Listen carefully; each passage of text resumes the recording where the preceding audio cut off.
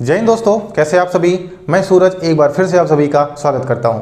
कैसे हैं आप सब, पढ़ाई कैसी चल रही है आप सभी कोई कमेंट करके जरूर बताया करिए, ठीक है। तो इसके पहले क्लास में जैसा कि आप जानते हैं कि हम लोग एलसीएम और एचसीएफ को कर रहे थे।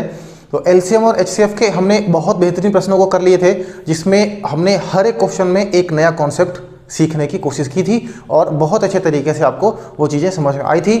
और मुझे उम्मीद है कि आप सभी लोगों ने उसकी प्रैक्टिस भी बहुत अच्छे तरीके से की होगी। आज कुछ और बचे हुए प्रश्नों को हम करेंगे और सबसे अंत में जो भी प्रश्न आज बच गए हैं, यानी कि जितने भी प्रश्न मैंने सेलेक्ट किए हुए थे आपको पढ़ाने के लिए, उनमें से बहुत सारे प्रश्नों को हम कर चुके हैं। जो कुछ प्रश्न आज बच गए हैं उनको करेंगे सबसे पहले, और उसके बाद में हम करने वाले हैं प्रीवियस ईयर के पेपर में पूछे गए जितने भी प्रश्न हैं एलसीएम और एचसीएफ के, उन सभी को हम इस क्लास के लास्ट में करेंगे। और उनमें भी यदि कोई प्रश्न रह जाता है तो उसको हम अगली क्लास में करेंगे। और प्रीवियस ईयर के क्वेश्चंस को हम इसलिए करेंगे ताकि आप ये जान पाएँ कि इसके पहले जितना मैंने आपको पढ़ाया है, जो भी तरीके मैंने आपको बताए हैं, क्या वो तरीके एग्ज़ाम के क्वेश्चंस को करने में लाभदायक होते हैं या नहीं होते हैं, ठीक है। तो इन सभी चीज़ों को आप यहाँ पर जान पाएंगे। और मैं हमेशा ये कह रहा हूँ कि मैं आपको जिस लेवल की मैथ पढ़ाऊँगा और जिस लेवल की मैथ चल रही है, ठीक है, एकदम जीरो से लेकर के और बहुत अच्छे तरीके, बहुत अच्छे कॉन्सेप्ट, बहुत ही अच्छे बहुत ही बेहतरीन शानदार प्रश्नों को मैं आपको समझाता हूँ, ठीक है। उसकी प्रैक्टिस भी मैं आपको करवा रहा हूँ। ऐसे प्रश्न अगर आप कर लेंगे तो एसएससी जीडी का एक भी मैथ का क्वेश्चन गलत नहीं होगा, ठीक है, जो मैं हमेशा ये कहता रहता हूँ, क्योंकि उससे बहुत ही ज़्यादा बढ़िया मैं आपको पढ़ा रहा हूँ जिस लेवल का वहाँ पर पूछा जाता है, ठीक है। तो चलिए फिर सबसे पहले हम आज के प्रश्नों को करेंगे और उन प्रश्नों को करने के बाद में लास्ट में हम देखेंगे प्रीवियस ईयर के कुछ क्वेश्चंस को जो कि एलसीएम और एचसीएफ के होंगे, ठीक है। तो चलिए फिर आज की क्लास को शुरू करते हैं। तो इस क्लास को लास्ट तक जरूर देखिएगा अगर आप ये चाहते हैं कि कितना आपने पढ़ा है और पेपर में किस तरीके का प्रश्न आ जाता है और उसको आप किस तरीके से करने वाले हैं, ठीक है। तो चलिए फिर हम शुरू करेंगे। इसके पहली क्लास में हम 24 नंबर क्वेश्चंस तक कर चुके थे। आज हम शुरू करने वाले हैं क्वेश्चन नंबर 25 से और देखते हैं कि ये कैसा है और किस तरीके से ये लगेगा, ठीक है। तो प्रश्न संख्या 25 ये रहा। क्वेश्चन कह रहा है कि दो संख्याओं का एलसीएम यानी लासा उनके मासा का 6 गुना है। यदि दोनों में सबसे छोटी संख्या 6 है तो दूसरी संख्या क्या होगी, हमें बताना है। सबसे पहली बात, जो चीज़ें हमको दी गई हैं, देखो उन्होंने ये कहा कि उनकी जो सबसे छोटी संख्या है वो 6 है। हमें जो एक और संख्या होगी यानी कि जो बड़ी वाली संख्या होगी वो हमें बतानी है। क्लियर है, ये सबसे छोटी संख्या है। और उन्होंने एक बात और कही है कि इनका जो एचसीएफ है और इनका जो एलसीएम है, इनका जो रेशियो है वो 1:6 का है। मतलब इनका जो एलसीएम है वो उनके एचसीएफ का 6 गुना है। इसको हम किस तरीके से करने वाले हैं तो आप अपना ऑप्शन चेक करिए, ठीक है। अगर हम ऑप्शन की बात करते हैं, बी ऑप्शन को सबसे पहले ले लेते हैं। बी ऑप्शन क्या है, 12 है। तो दूसरी संख्या अगर 12 हो जाएगी तो समझना, दूसरी संख्या अगर 12 हम ले लें तो एक संख्या 6 है और दूसरी संख्या को हम ले लेते हैं 12। आप समझो कि इन दोनों का जो एचसीएफ आएगा वो तो 6 आएगा और इनका जो एलसीएम आएगा वो 12 आएगा। लेकिन एलसीएम जो 12 है वो एचसीएफ 6 का 6 गुना नहीं है, तो 12 नहीं हो पाएगा। उसके बाद में अगर हम बात करते हैं 24 की, तो 24 और 6 का जो एचसीएफ होगा वो 6 होगा और जो एलसीएम होगा, अगर हम यहाँ पर 24 ले लें, इन दोनों का जो एचसीएफ होगा वो 6 होगा और जो एलसीएम होगा वो 24 होगा। और ये इसका कितना गुना है, 4 गुना है, 6 गुना अभी भी नहीं है। तो बी और सी ये दोनों ऑप्शन नहीं हो पाएंगे। अगर हम बात करते हैं 8 की, ठीक है, तो 8 की अगर हम बात करते हैं, इन दोनों का अगर हम एचसीएफ निकालें तो इन दोनों का एचसीएफ कितना निकलेगा, 2 आएगा। एचसीएफ कितना आएगा, 2 आएगा। और इन दोनों के अगर हम एलसीएम की बात करें, एलसीएम की, तो इन दोनों का एलसीएम कितना आने वाला है भैया, 8 और 6 का 24 हो जाएगा। कितना हो जाएगा, 24 हो जाएगा इन दोनों का एलसीएम। अब अगर इन दोनों के एलसीएम 24 है तो 2 का ये कितना गुना है, 12 गुना है। लेकिन प्रश्न ने कहा है कि इसका केवल 6 गुना हमको चाहिए। तो यानी कि ये 3 के तीनों ऑप्शन बी सी डी गलत हो रहे हैं। तो श्योर है कि जो हमारा पहला ऑप्शन ए है 9, ये सही होगा। 9 पे देख लेते हैं।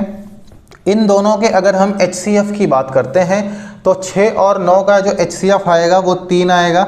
और इनके अगर हम LCM की बात करते हैं तो LCM इनका कितना आने वाला है, 18 आने वाला है। भाई 9 दूनी 18, 6 त्रिक 18। अब अगर इनके हम रेशियो की बात करें तो 3 एक कम 3, 3 छाक 18, मतलब 1:6 का अनुपात बन रहा है। तो हम ये कह सकते हैं 25 नंबर में हमारा जो पहला ऑप्शन है वो क्या है, सही है। मुझे आपको 3 के तीनों ऑप्शन समझाने थे, इसलिए मैंने पहले तीनों पे काम किया। अगर हम चाहते तो सबसे पहले अपने पहले ऑप्शन को करके और 5 सेकंड 10 सेकंड के अंदर इस प्रश्न को ख़त्म कर सकते थे। ठीक है, तो बहुत ही शानदार था ये भी। इस तरीके से प्रश्न भी पेपर में आते हैं और आते रहेंगे। ठीक है, चलिए इसके बाद में हम देखते हैं अपना अगला प्रश्न। ठीक है, तो ये रहा अगला प्रश्न। क्या कह रहा है कि वह सबसे छोटी संख्या जिसे 4, 6, 8, 9 से भाग देने पर प्रत्येक दशा में 0 शेष आता हो, लेकिन 13 से भाग देने पर 7 शेष आता हो। बातों को समझिए। सवाल ने कहा 4, 6, 8, 9, 4, 6, 8 और 9 ये संख्याएं हैं। एक ऐसी संख्या हमें ज्ञात करनी है कि उसको जब हम इनसे भाग दें तो शेषफल 0 बचे। अब अगर शेषफल 0 बच रहा है तो इसका मतलब ये है कि वो संख्या कोई और नहीं है, इन सब का LCM है। तो सबसे पहली बात तो हम वो संख्या निकालते हैं जिसको इनसे भाग करेंगे। ठीक है, तो शेषफल कितना आएगा, 0 आएगा। इनका LCM कैसे निकालेंगे बताओ भाई। 9 हो जाएगा इनका LCM। अब कहोगे सर 9 क्यों, मैंने समझाया था कि जो सबसे बड़ी संख्या होती है वही इनका LCM होता है। अब 9 तो नहीं है, 4 पे आते हैं, 4 को चेक करते हैं। 4 इसमें है, नहीं है, तो पूरा का पूरा 4 यहाँ पर हम लिख लेते हैं। बात करते हैं 6 की। अब इन दोनों, अब 6 का जो 3 है भाई, 6 के 2 फैक्टर बनते हैं, एक 3 बनता है, एक 2। 3 तो इसमें है और 2 4 में है, यानी कि 6 इसमें कंप्लीट है। उसके बाद में बात करते हैं 8 की। 8 के अगर हम 2 फैक्टर बना ले, 2 गुणे 4, तो 4 तो यहाँ पर है, 2 नहीं है तो 2 लिख लेते हैं। इनका अगर LCM आएगा कितना आएगा, 9 चौके 36 दूना 72, कितना आएगा भैया, 72 आएगा। यानी वो सबसे छोटी संख्या 72 है, जिसको अगर हम इन सभी से डिवाइड करेंगे तो शेषफल कितना आएगा, 0 आएगा। लेकिन प्रश्न ने एक कंडीशन और रखी हुई है। क्वेश्चन ने कहा है कि अगर उसी को हम 13 से भाग देते हैं तो शेषफल 7 बचेगा। अब इसी को चेक करके देख लेते हैं कि क्या इसको अगर हम 13 से डिवाइड करें तो शेषफल 7 बचेगा कि नहीं बचेगा। तो 13 पचे कितना होता है, 65। 13 पचे कितना होता है, 65। और 65 को अगर हम 72 से घटाते हैं तो कितना बचता है, 7। हम ये कह सकते हैं कि हमारा जो बी ऑप्शन है वो सही हो जाएगा। जो बी ऑप्शन है वो क्या होगा, सही हो जाएगा, क्योंकि 72 ही वो सबसे छोटी संख्या है जो इस दोनों कंडीशंस को मान रही है। क्लियर है, आसान था ये भी प्रश्न। ठीक है, इसमें कुछ नहीं था, बहुत आसान था। चलो इसके बाद में हम देखेंगे अपने अगले प्रश्न को। ठीक है, इसके बाद में हम देखने वाले हैं अपने अगले प्रश्न को। चलिए अब हम दूसरे टाइप पे चलने वाले हैं, ऐसा समझ लो। ठीक है, तो अगला प्रश्न ये रहा। ये घंटी वाले सवाल हैं, इस तरीके के सवाल पूछे जाते हैं, घंटी वाला, समय वाला। ठीक है, सवाल कह रहा है कि 3 घंटियाँ क्रमशः 18, 24 एवं 30 मिनट के अंतराल पर बजती हैं। मतलब समझना कि 3 घंटियां हैं, जैसे कोई घंटी है वो अभी इस समय तीनों एक साथ में बजी हैं। फिर क्या होगा कि वो 1 घंटी फिर कुछ मिनट के बाद बजेगी, 1 घंटी कुछ और एक्स्ट्रा टाइम के बाद बजती है, तीसरी घंटी होती है वो कुछ और एक्स्ट्रा टाइम लेती बजती है। तो ये ऐसे क्रम इनका चलता रहता है। फिर एक समय ऐसा आता है जब वो तीनों फिर कभी एक साथ में बज जाती हैं। वही समय हमको निकालना है कि कब वो सभी एक साथ में बजेंगे। क्लियर है, तो जब भी ऐसा प्रश्न आएगा इनका जो आंसर होगा वो इसका LCM होगा। ठीक है, कैसे करेंगे देखो। सवाल ने क्या कहा, 3 घंटियां हैं जो 18, ठीक है, 18, 24 और 30 मिनट के अंतराल पर बजती हैं। यदि ये पूर्वाहन यानी सुबह 10 बजे एक साथ बजी थी तो एक साथ में ये तीनों फिर कब बजेंगी। तो हम क्या करते हैं, सबसे पहले इनका LCM निकालते हैं। इनका LCM भैया कितना होगा, 30 होगा क्या। ठीक है, अपने हिसाब से 30 नहीं होगा तो देख लेते हैं क्या होगा। ये 6 और ये 5 में टूट जाएगा। ठीक है, तो 6 तो इसमें है, 5 नहीं है भाई। अरे ये 6 और 3 में टूटेगा, हम 30 को तोड़ना है, किस में टूटेगा, 6 और 3 में टूटेगा। 6 3 18, तो 6 तो इसमें है, 6 पंचे 30, 3 नहीं है, 3 को ले लो। बात करते हैं हम 24 की। ठीक है, 24 टूटेगा 6 और 4 में। अब कहोगे सर 6 4 में क्यों तोड़ा आपने, क्योंकि 6 यहाँ पर मिल रहा है, 6 से इसको डिवाइड करेंगे तो 6 पंचे 30, 5 आएगा। अब 4 यहाँ पर नहीं है तो 4 को क्या करेंगे, हम लिख लेंगे। ठीक है, अब इनको हम आपस में गुणा करा लेते हैं। 30 तिया 90 और 90 को जब हम 4 से गुणा कराएंगे तो कितना आएगा, 9 चौके 36, 360। ठीक है, 360, ये 360 मिनट है। 360 क्या है, मिनट है। अब मिनट को अगर हमें घंटा बनाना है तो इसको 60 से भाग कर देंगे, ये 0 से 0 कट जाएगा, 6 छक 36, यानी कि वो सभी सुइयाँ 6 घंटे बाद फिर मिलेंगी। 6 घंटे बाद फिर मिलेंगी। 6 घंटा कब होगा मुझे बताओ? सुबह के 10 बज रहे हैं, सुबह के 10 बज रहे हैं। अब 10 बजे से 6 घंटा कब होगा? तो शाम के 4 बजे। और शाम का 4 कहाँ बज रहा है? ऑप्शन नंबर सी के, ऑप्शन नंबर सी में 4 बज रहा है, ठीक है। ऑप्शन नंबर जो सी है वो क्या होगा हम ना, सही आंसर हो जाएगा, ऑप्शन सी इज राइट, ठीक है। शाम के 4 बजे ये तीनों घड़ियाँ एक साथ में फिर बजेंगी, तीनों घंटियाँ। क्लियर है? चलिए इसके बाद में हम चलते हैं अपने अगले प्रश्न पे। ये प्रश्न भी आपको समझ में आ गया होगा बहुत ही शानदार तरीके से। चलिए इसके बाद में हम अगला प्रश्न देखते हैं। सेम है, बस थोड़ा सा लैंग्वेज अलग है। सवाल ने क्या कहा कि एक स्टोर में 345 लीटर रम है, 120 लीटर बियर है और 225 लीटर विस्की है, ठीक है। हाँ, ड्रम का कौन सा सबसे बड़ा आकार होगा जिससे ये मापी जा सके? देखो, जब भी प्रश्न में कभी ऐसा पूछा जाए कि वो सबसे छोटी संख्या क्या होगी, तो आपको समझ लेना है कि वहाँ पर एलसीएम की बात हो रही है। और जब भी प्रश्न में ये पूछा जाए कि सबसे बड़ा, सबसे बड़ी या बड़ा से बड़ा क्या होगा, तो वहाँ पर आप ये समझ लीजिएगा कि HCF की बात हो रही है।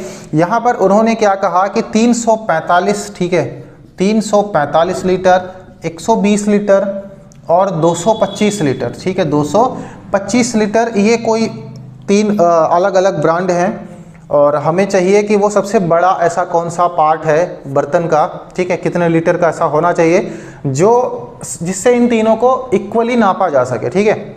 मतलब कि एक ऐसा लीटर का डब्बा बनाओ या ऐसा लीटर का बर्तन बनाओ कोई, जिससे इनको नापें तो वो पूरा पूरा भर भर करके नाप दे और कुछ बचे भी ना और कम भी ना पड़े, ठीक है।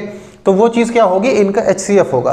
क्या होगा? इनका HCF होगा। अब मुझे एक बात बताओ, HCF कैसे निकालते हैं? तो हमें पता है जो सबसे छोटा वाला होता है, ठीक है, सबसे छोटा वाला होता है वो होता है या उनका कोई फैक्टर होता है। तो ये तो नहीं है फिलहाल के लिए। इसके अगर हम टुकड़े करें तो एक आएगा 5 और एक आएगा 24, ठीक है, एक आएगा 5 और एक आएगा 24।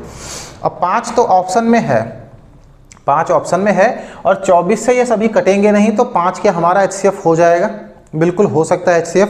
लेकिन 5 के अलावा 15 भी है, 25 भी है। तो एक बार हमको चेक करना बनता है कि क्या कोई ऐसी संख्या है जो और किसी से कट सकती है, क्योंकि 24 के भी अगर हम टुकड़े करें तो ये टूट सकता है 3 और 8 में, और इन दोनों का अगर आपस में गुणा करा लेते हैं तो 15 बन सकता है, 15 बन सकता है, ध्यान समझना। 25 नहीं बन सकता, 25 यहाँ पर नहीं बन सकता, क्योंकि 25 से 120 को डिवाइड कर ही नहीं सकते, 25 से 120 को डिवाइड नहीं कर सकते, तो 25 नहीं होगा। 35 से भी 120 डिवाइड नहीं होगा, तो 35 भी नहीं होगा, या तो 5 होगा या तो 15 होगा। और हमेशा हम बड़ी संख्या को लेते हैं तो 15 पे चेक करना बनता है एक बार, ठीक है। 15 से ये तो कट जाएगा क्योंकि इसी का फैक्टर हुआ है। 15 से इसको भाग करके देखते हैं तो क्या 15 के टेबल में 225 आता है?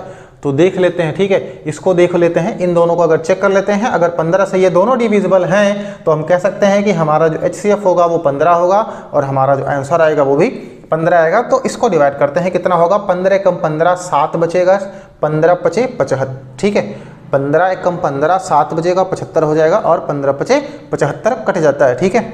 इसको देख लेते हैं, 15 दूना 30, कितना बचेगा? 4, 45 हो जाएगा, 15 तिया 45। तो हम कह सकते हैं कि इनका जो HCF आएगा वो आएगा 15, और अगर इनका HCF 15 आ जाएगा तो हम ये भी कह सकते हैं कि हमारा जो ऑप्शन बी होगा वो सही हो जाएगा, ठीक है। यानी 15 लीटर इनका HCF होगा और ये हमारे क्वेश्चन नंबर 28 का आंसर हो जाएगा। समझ गए भैया? चलो इसके बाद में हम चलते हैं अपने नेक्स्ट क्वेश्चन पे, क्वेश्चन नंबर 29, ठीक है। 29 क्या है? किसी विद्यालय के सभी छात्र पंक्तियों में इस प्रकार खड़े किए जा सकते हैं कि प्रत्येक पंक्ति में 5, 9 या 10 छात्र हों। विद्यालय में छात्रों की न्यूनतम संख्या बताओ। सवाल ने क्या कहा कि 5, 9 और 10 इस तरीके के कोई भी छात्र हो सकते हैं। विद्यालय में कुल कितने बच्चे हैं कम से कम वो बताना है। तो बात क्या है? न्यूनतम। अभी मैंने आपको क्या बताया कि अगर वो कम से कम की बात करता है तो हम क्या निकालते हैं? एलसीएम निकालते हैं। इनका एलसीएम बताओ कितना होगा भैया? 3 के तीनों ऐसी संख्याएं हैं, इनमें से कॉमन केवल 5 और 10 में है।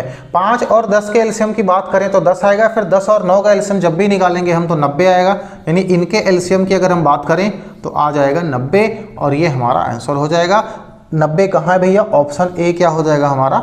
एकदम सही हो जाएगा, ऑप्शन ए इज राइट। बहुत आसान था, कुछ था ही नहीं इसमें, ठीक है।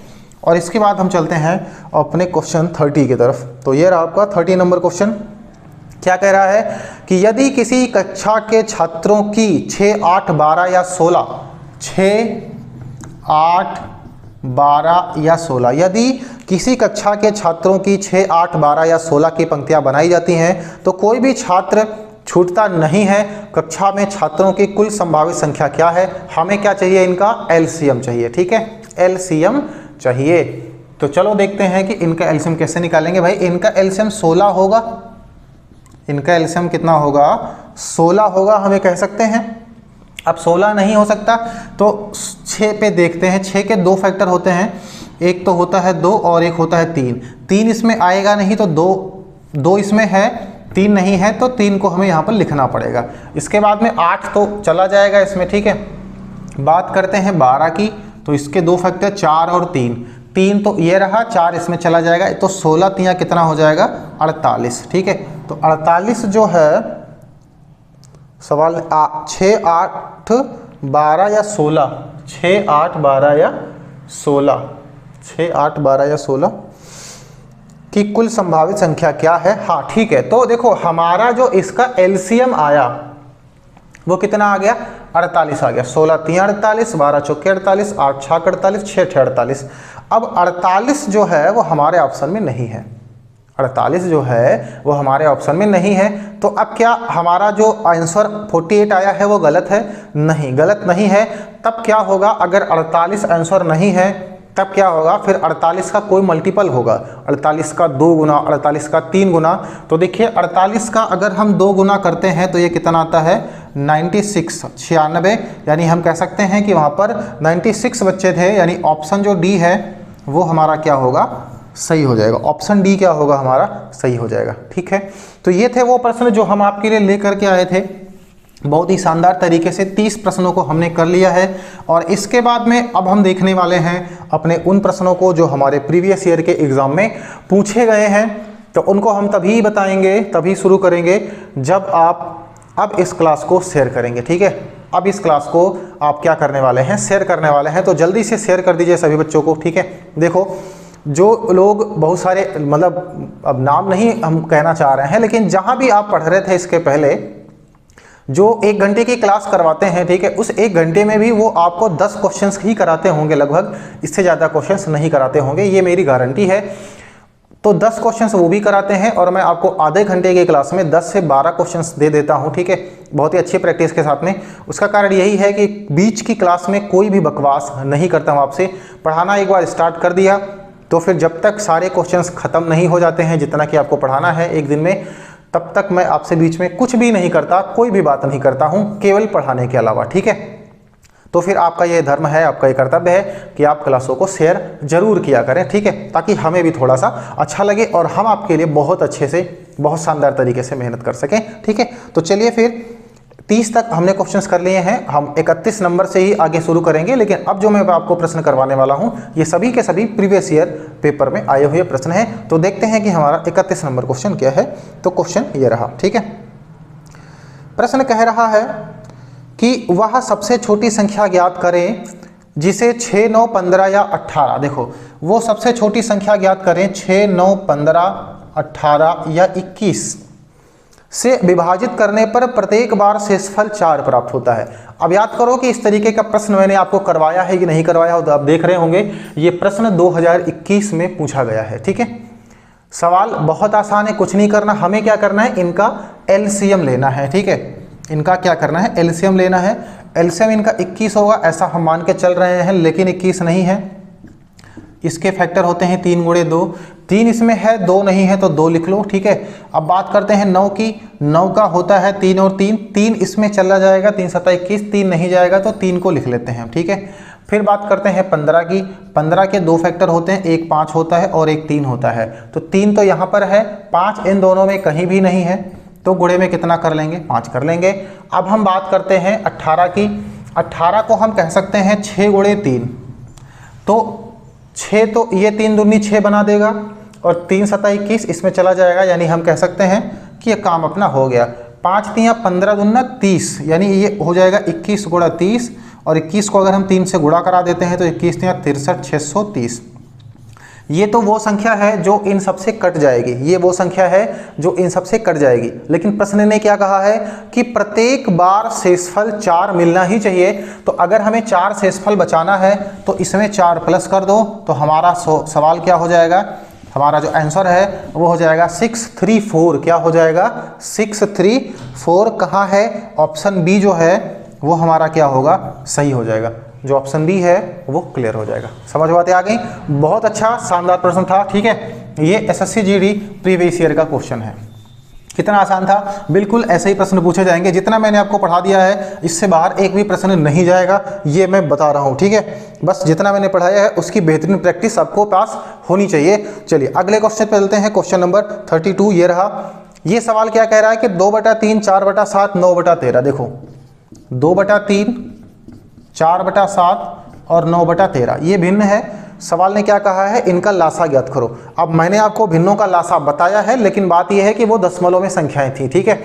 दो तरीके हैं, या तो इनको भाग करके दशमलव बना लो, लेकिन हम दशमलव क्यों बनाएं, हमें भिन्नों का भी लासा और मासा निकालना आता है। कैसे निकालते हैं देखो, समझो, थोड़ा सा समझ लो। जैसे P/Q, ऊपर वाले को हम क्या कहते हैं, अंश कहते हैं, हमने पढ़ा है, और नीचे वाले को हम क्या कहते हैं, हर कहते हैं।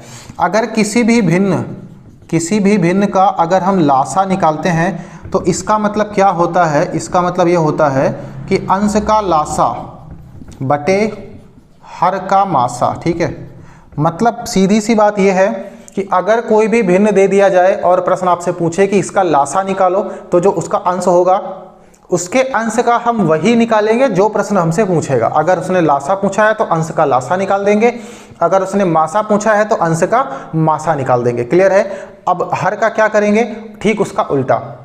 अगर अंश का लासा निकाल रहे हैं तो हर का मासा निकालेंगे, और अगर हम अंश का मासा निकाल रहे हैं तो उसके हर का क्या निकालेंगे, लासा निकालेंगे। सवाल बस 1 सेकंड में लग जाता है, कुछ इसमें करने की ज़रूरत नहीं होती है। समझते हैं। देखो तो हमें क्या निकालना है, इसका लासा निकालना है, यानी कि इसके अंश का लासा निकालो।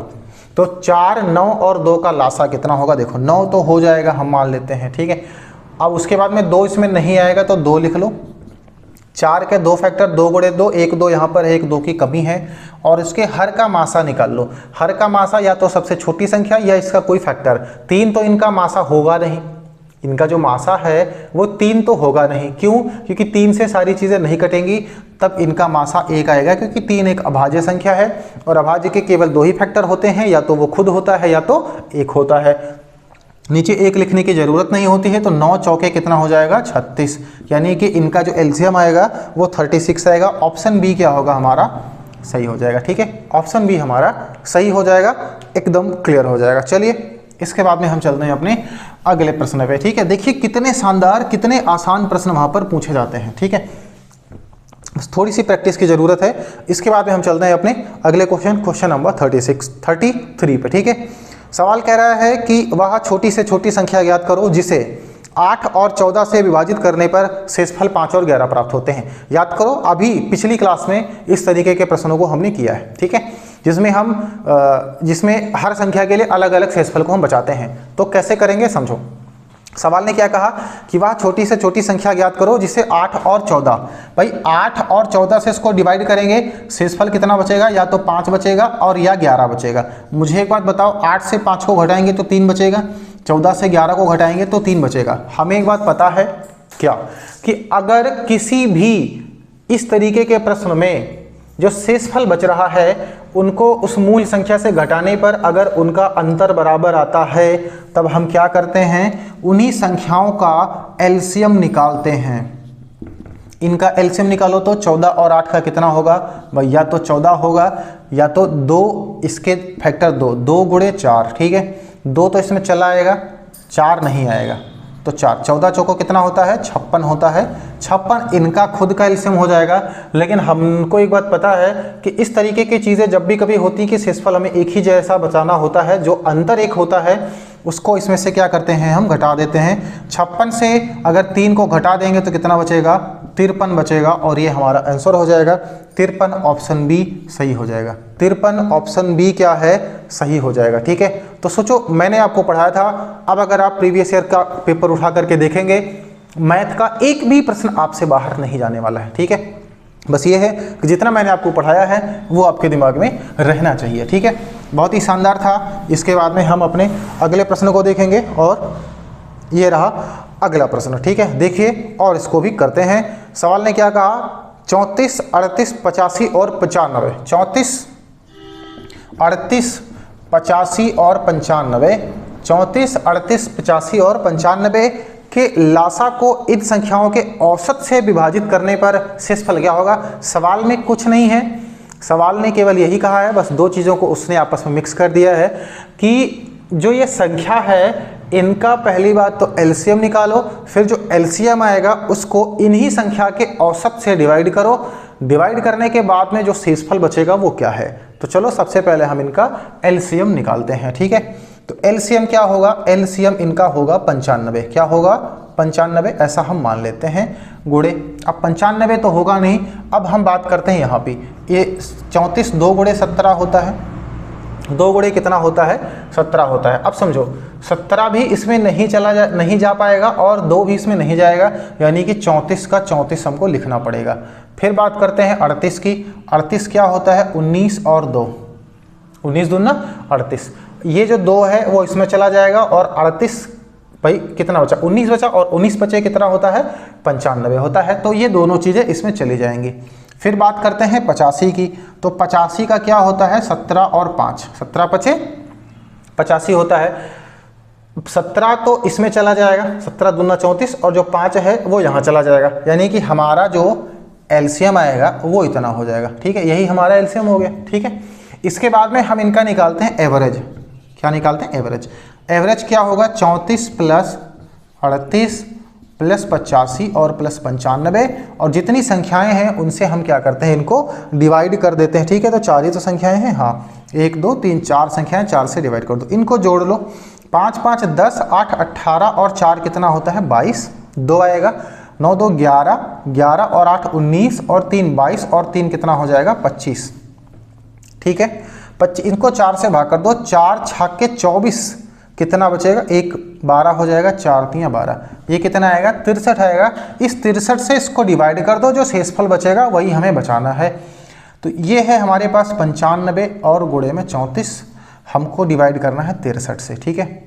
डिवाइड करो भैया, कैसे करेंगे, क्या कुछ कटेगा, क्या इससे इनमें से कोई है जो कटने वाला है, नहीं कटने वाला है। ये 9 से कटेगा या तो ये 7 से कटेगा, ना तो इसमें से ये कोई 7 से कट रहा है और ना ही कोई 9 से कट रहा है। तो हम क्या करते हैं, एक बार गुणा करके और फिर इनको डिवाइड कर ही लेते हैं, ठीक है।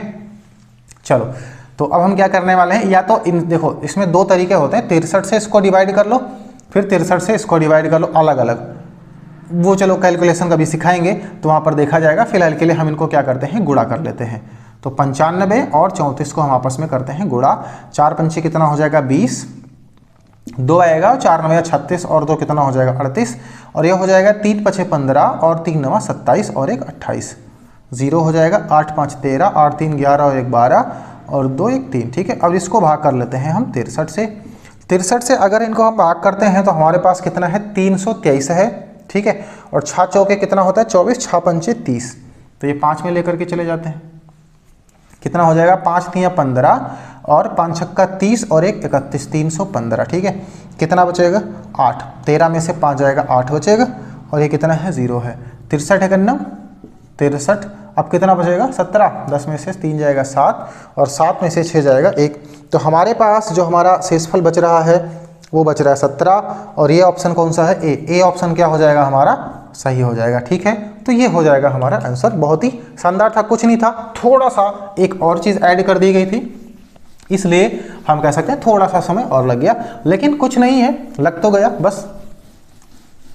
चलिए इसके बाद में हम चलते हैं अपने अगले प्रश्न की तरफ और देखते हैं कि वो क्या है। बहुत शानदार है वो भी, ठीक है। क्वेश्चन नंबर 35, 4 अंकों की वह सबसे छोटी संख्या ज्ञात करो जो 3 5 7 और 9 से विभाज्य हो। बातों को समझना, 3 5 7 और 9, हमें एक ऐसी संख्या बतानी है जो कि 4 अंक की हो लेकिन सबसे छोटी हो और वो इन सबसे कटे, इन सबसे क्या हो, कटे। इसको लगाने का 2 तरीका। सबसे पहला तरीका मैं आपको बता दूं, पहला तरीका ये है कि इनका हम एलसीएम निकालें और एलसीएम निकालने के बाद में उससे हम उस 4 अंक की सबसे छोटी संख्या को डिवाइड करें।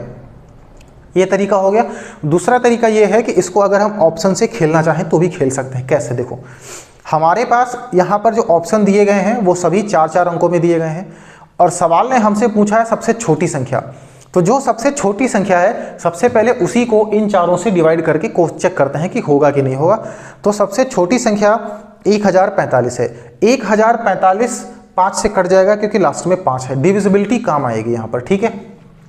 अच्छा, उसके बाद में छोटी संख्या को देख लेते हैं कि क्या वो 9 से कटेगी। तो 5 4 9 और 1 10, उनके अंकों का योग भाई 1045। 5 4 9 1 10, इनके अंकों का योग 10 आ गया जो 9 से नहीं कटेगी, मतलब 1045 नहीं हो सकता। क्लियर है। फिर बात करते हैं 1125 की। किसकी बात करते हैं हम? 1125 की। 5 है तो 5 से कट जाएगा। 9 की बात करते हैं। 5 2 7 8 और 1 9, 9 से कट जाएगा। 9 आ गया तो 3 से भी कट जाएगा। अब चेक कर लेते हैं कि ये 7 से कटेगा कि नहीं कटेगा। तो चाहो तो 7 का डिविजिबिलिटी रूल यहाँ पर लगा दो, या उससे बेहतर है भाग करके डायरेक्टली देख लो क्योंकि छोटी संख्या है। 7 एक कम कितना होगा? 7, बचेगा 4, ठीक है। 7 छक 42 नहीं कटेगा। 7 छक 42 नहीं कटेगा, तो 1125 नहीं कटेगा। फिर बात करते हैं 1145 की, ठीक है। 1145, क्या 1145 कटेगा? 1145 5 से कट जाएगा। 5 4 9 10 11, 9 से नहीं कटेगा। तो हमारे पास एक ही ऑप्शन बच जाता है, वो है 1260। 0 है, 5 से कट जाएगा, ठीक है। 6 2 8 1 9, 9 से चला जाएगा, 3 से चला जाएगा। बात करते हैं 7 की। 7 एक कम 7, 5 7 8 56, 1260 सही होगा। ऑप्शन जो ए है वो क्या होगा हमारा? खत्म हो जाएगा। 1260 वो सबसे छोटी संख्या है 4 अंक की जो इन सभी संख्याओं से डिविजिबल है, ठीक है। तो ये थे कुछ बेहतरीन प्रश्न जो हमने आज किए हैं। आपको कैसी लगी ये क्लास बताइएगा जरूर कमेंट करके, ठीक है। अगर आप चाहते हैं कि और आपको प्रीवियस ईयर के और क्वेश्चंस की प्रैक्टिस कराई जाए जो एलसीएम और एचसीएफ के होंगे, ठीक है। देखो, बात क्या है कि मैं इनको क्यों लेकर के आया हूँ कुछ क्वेश्चंस को प्रीवियस ईयर के, इसलिए कि मैंने आपको जितना भी पहले पढ़ाया है मैं आपको ये दिखा सकूं कि हाँ जो मैंने पढ़ाया है ठीक वैसा ही पेपर में आता है, ठीक है। बाकी जब हम अपना कंप्लीट कोर्स कर चुके होंगे, ठीक है, जो भी हमें पढ़ना है, जितने भी चैप्टर्स हमें पढ़ने हैं, जिस दिन हमने अपना पूरा टॉपिक खत्म कर लिया उसके बाद में हम प्रीवियस ईयर क्वेश्चंस की प्रैक्टिस शानदार तरीके से करेंगे, ठीक है। मिक्स मतलब मैथ का जो भी टॉपिक होगा अलग अलग नहीं करने की ज़रूरत है क्योंकि हम पूरा मैथ पढ़ चुके होंगे। तो प्रीवियस ईयर का एक पेपर उठाएंगे और उसमें जितने भी क्वेश्चंस आए हुए हैं पहले, ठीक है, उनको हम बेहतरीन तरीके से 25 प्रश्न को करेंगे, ठीक है। तो ये तो होगी तब की बात। आज यानी कि हमने जो एलसीएम और एचसीएफ पढ़ा, जो हमने पढ़ा वैसा ही पेपर में प्रश्न पूछा गया था और वैसा ही पूछा जाएगा, ये चीज़ मैंने आपको बता दी है। अगर आप ये चाहते हैं कि हम ऐसे ही प्रश्नों की प्रैक्टिस और कराएं एलसीएम और एचसीएफ के अभी भी, तो आप कमेंट करके जरूर बताइएगा। और अगर आप इतने से संतुष्ट हैं, आप ये चाहते हैं कि हम उसकी प्रैक्टिस बाद में करें, तो फिर हम शुरू करेंगे कल से एक नए टॉपिक। और कल से हम क्या शुरू करते हैं, मेरे हिसाब से आई थिंक अब शुरू करना चाहिए हमें परसेंटेज, ठीक है। बहुत ही अच्छा चैप्टर है वो, ठीक है, और बहुत ही मजा आएगा परसेंटेज में, बहुत ही शानदार तरीके से पढ़ेंगे। एकदम यूनिक कॉन्सेप्ट मैं आपको परसेंटेज में दूंगा। तो अगली क्लास में हम परसेंटेज पढ़ेंगे। अगर आपको चाहिए कि अभी और क्वेश्चंस की प्रैक्टिस हो तो कमेंट करके जरूर बताइएगा, नहीं है तो हम कल से परसेंटेज शुरू करेंगे। आज की क्लास आपको कैसी लगी कमेंट करके जरूर बताइएगा। अच्छी लगी हो तो लाइक करिएगा, शेयर करिएगा और सभी बच्चों के पास शेयर इसको जरूर करिएगा, ठीक है। और अगर आप हमारे चैनल पर नए हैं तो सब्सक्राइब जरूर कर लीजिएगा। मिलते हैं नए चैप्टर परसेंटेज के बेहतरीन कॉन्सेप्ट और बेहतरीन प्रश्नों के साथ में अगली क्लास में। तब तक के लिए जय हिंद।